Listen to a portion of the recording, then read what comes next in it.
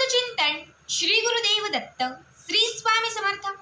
तुम्हा सर्वांचं आपल्या स्वामी शक्ती या चॅनलमध्ये मनापासून स्वागत आहे। स्वामी तुम्हा सर्वांच्या सर्व चांगल्या इच्छा पूर्ण करोत एवढी स्वामींच्या चरणी प्रार्थना करते आणि आपल्या आजच्या या नवीन आणि सुंदर व्हिडिओला पुन्हा एकदा नव्याने सुरुवात करते। भक्तांनो, आजच्या या व्हिडिओमध्ये मी तुम्हाला गुरुवारचा एक विशेष आणि महत्त्वाचा उपाय सांगणार आहे। बघा, बऱ्याच जणांच्या कमेंट्स असतात की ताई आम्ही असंख्य सेवा करत आहोत, बऱ्याच सेवा केलेल्या आहेत, बरेचसे उपाय करत आहोत, मात्र तरीही आम्हाला अनुभव काही येत नाही, आमचं काम काही होत नाही, आमच्या इच्छा पूर्ण होत नाहीये। आम्हाला एखादी अशी सेवा सांग जी सेवा 100% प्रभावी ठरेल किंवा आमच्या या गोष्टीवरती ती 100% काम करेल। बघा, आजच्या या व्हिडिओमध्ये मी तुम्हाला गुरुवारची एक विशेष सेवा सांगणार आहे। ही सेवा खास करून ज्या लोकांनी असंख्य सेवा केलेल्या आहेत मात्र त्यांना कुठल्याही सेवेमध्ये रिझल्ट आलेला नाहीये किंवा खूप सेवा करूनही काहीच अनुभव येत नाहीये, अशा प्रत्येक व्यक्तींनी ही सेवा करायची आहे। या सेवेची सुरुवात गुरुवारपासून करायची आहे, तर पुढचा गुरुवार येईपर्यंत तुमची वर्षानुवर्षांपासून अडलेली एखादी इच्छा असेल, तुमची अगदी खूप कधीपासून एखादी अशी अडलेली इच्छा असेल की जी पूर्णच होत नाहीये किंवा जी पूर्ण होण्याचे काही चान्सेस दिसत नाहीयेत, किंवा अशी एखादी इच्छा जी पूर्ण होत येते मात्र काहीतरी अडथळे येतात आणि ते जे काम आहे ते तसंच राहतं। ठीक आहे, अशी कुठलीही इच्छा पूर्ण करण्यासाठी तुम्हाला हा उपाय करायचा आहे। विवाह असेल, नोकरी असेल, व्यापार असेल किंवा मग शैक्षणिक काही गोष्टी असतील, कुठल्याही गोष्टीसाठी तुम्ही गुरुवारपासून ही सेवा करू शकतात। आज गुरुवार आहे, आजपासून केला तर पुढचा गुरुवार येईपर्यंत करायचा आहे।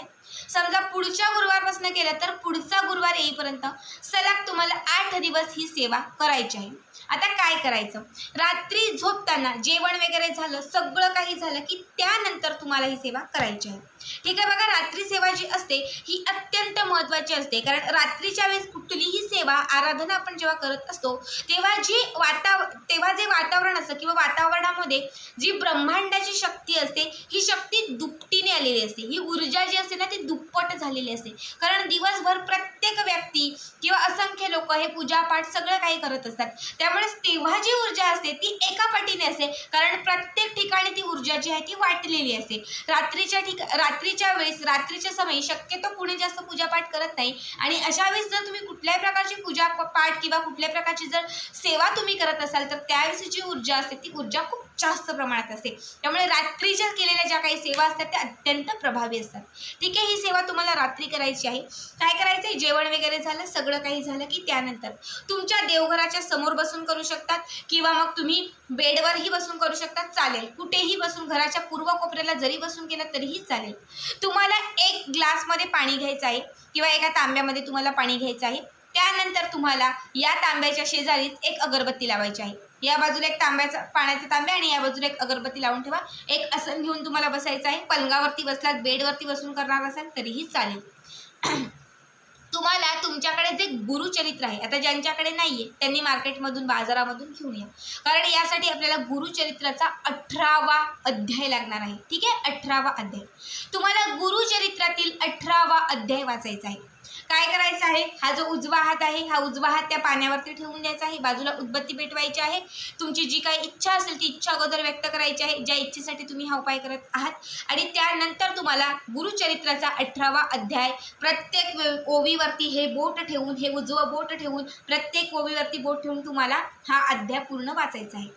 18वा अध्याय तुम्हाला दररोज 5 वेळा वाचायचा आहे, दररोज 5 वेळा, काहीच जास्त नाही, फक्त 15 मिनिटं लागतील।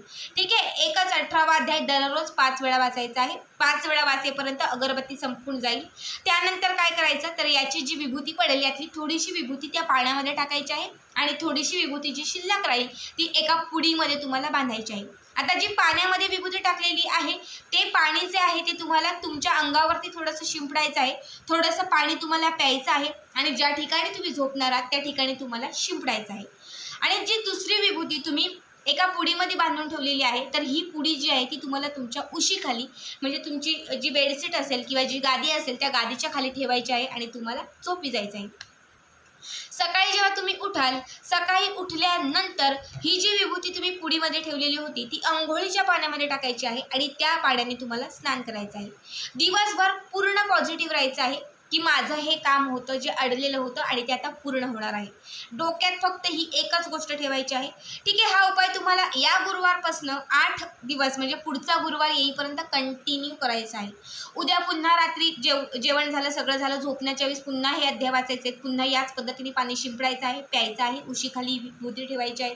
पुन्हा त्याच्या दुसऱ्या दिवशी तुम्हाला याच विभूतीने अंघोळ करायची आहे, पुन्हा त्याच पद्धतीने असं सलग 8 दिवस करायचं आहे. बघा, तुमची किती पण अडलेली इच्छा असेल, किती पण मोठी इच्छा असेल की 8 दिवसांच्या आत तुमची पूर्ण होईल.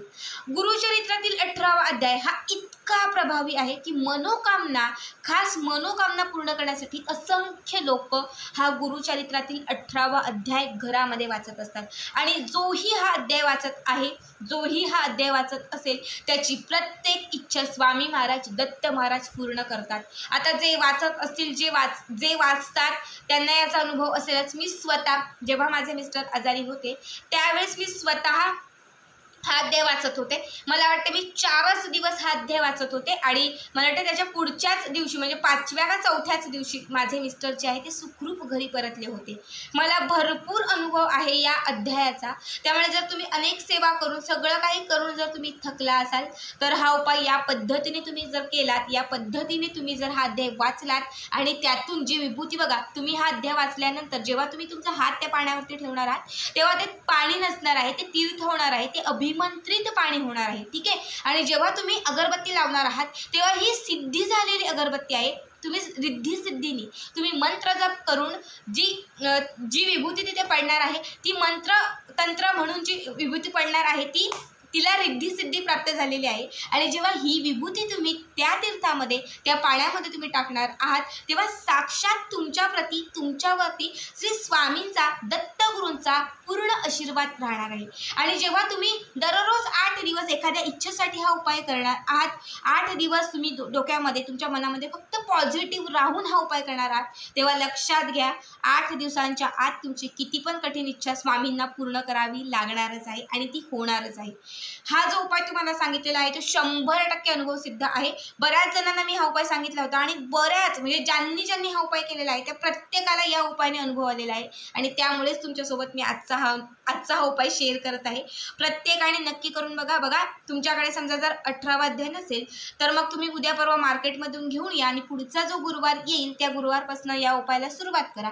जर तुमच्याकडे आता आहे घरामध्ये तर आजपासून सलग 8 दिवस या उपायाला सुरुवात करा. या उपायाने जे लाभ घडतील, जे चमत्कार तुमच्यासोबत होतील ते नक्की माझ्यासोबत शेअर करा आणि असेच पुढचे व्हिडिओ पाहण्यासाठी चॅनलला सबस्क्राईब करा.